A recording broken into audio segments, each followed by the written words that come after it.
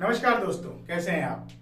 चार मुख तक चिपक के मैं आपका स्वागत करता हूं। पाकिस्तान जो इतने दिनों से कश्मीर कश्मीर कश्मीर चिल्ला रहा था, अब जब कश्मीर में अमन चैन के बहाली की बात चल रही है, जब वहां पे लोकतंत्र के वास्तविक स्वरूप को स्थापित करने की बात चल रही है, ऐसे में पाकिस्तान वहां पर आजकल जो है वो ड्रोन से बम बरसाने में लगा हुआ है।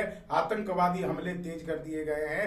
ये बात बिल्कुल भी ठीक नहीं है। चार मुख तक चिपक के में मैं आपका स्वागत करता हूं। रटपट सट आज पाकिस्तान को हम लोग लपेटेंगे। आप लोग देखते होंगे न्यूज चैनल, न्यूज पे आती है खाली खबरें जो आपको देती है टेंशन। मेरे पास जो खबरें हैं उसमें होता है हास्य व्यंग। अपनी जमी पे अब के उतारा नहीं उसे, इस बार भी किसी ने पुकारा नहीं उसे, नापाक हरकतों से सभी को जता दिया, घाटी में अमन चैन गवारा नहीं उसे। घाटी में मैं अमन चैन में उसे कह रहा हूं तो आप ये मत समझिएगा कि पाक का सीधा सीधे नाम नहीं लिया, मैं सीधे पाकिस्तान को रेफर करते हुए बात कर रहा हूं, इसलिए बात बिल्कुल ध्यान रखिएगा। दूसरे नंबर पे जो मैं लेने जा रहा हूं वो कमाल की बात है, और वो कमाल की बात ये है कि किम जोंग जो है वो सूख कर कांटे हो गए हैं। जी हाँ, उसी किम जोंग जो इतना मोटा था कि खाते खाते भी फट जाए, फटते फटते भी खुद एटम बम की तरह लगते थे कि पता नहीं कब ब्लास्ट कर जाए। आप मुझे भी कह सकते हैं, लेकिन मैं ऐसा बिल्कुल भी नहीं हूं। कैमरे पे मोटा लगता हूं, सामने पतला लगता हूं, लेकिन पतला मतलब इतना पतला नहीं कि कलयुग में भी अजीब करिश्मा सा हो गया, देखा सभी ने एक तमाशा सा हो गया। किम जोंग जिसको अपने मोटापे पे नाज था, सुनते हैं सूख साख के कांटा सा हो गया।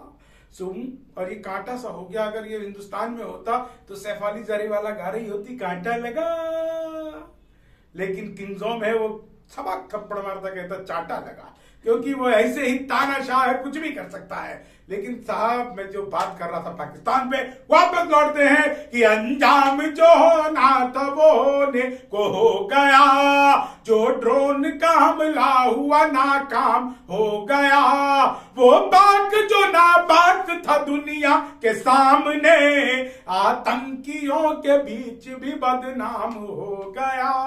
आतंकियों, बताओ भाई, अपनों के बीच में बदनामी बहुत ही बुरी लगती है, लेकिन अंतिम मुख तक आप लोगों के बीच में रखता हूं और सचमुच आपको मजा आ जाएगा, क्योंकि सरकार ने जो वैक्सीनेशन, जो टीकाकरण की नीति पूरे देश में चला रखी है, भाई हाथ जोड़ के निवेदन है कि ब्रिटेन में आपको पता होना चाहिए 20,000 से ज्यादा केस आ चुके हैं एक ही दिन में डेल्टा वेरिएंट के। इसलिए बहुत जरूरी है कि इस वेरिएंट से बच के रहा जाए कि घटती भी तो घटती भला रफ्तार किस लिए, कोविड को और झेलती बीमार किस लिए, सबको मिलेगा मुफ्त में टीका तो बोलिए, हम जेब को टटोलते बेकार किस लिए।